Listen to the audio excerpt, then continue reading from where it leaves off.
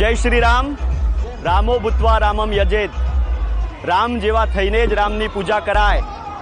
આ શાશ્વત વિચાર બાળકોની અંદર સંક્રાંત થાય તે માટે તપોવન વિદ્યા મંદિર સંકુલ, સપ્તેશ્વર વિદ્યાલય અને શ્રી સંસ્કાર વિદ્યા મંદિરના બાળકોએ ઉમળકાભેર આ ભવ્ય શોભાયાત્રાનું આજે આયોજન કર્યું છે.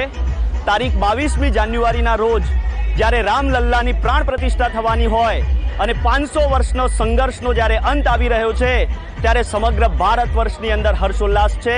તેમાં તપોવન વિદ્યા મંદિર સંકુલના વિદ્યાર્થીઓ પણ કેમ પાછા પડે આવી વિદ્યાર્થી યુનિયનની માંગણી હતી અને વિદ્યાર્થીઓએ આ જાતે જ સ્વયં શિસ્તમાં શોભાયાત્રા કાઢી છે.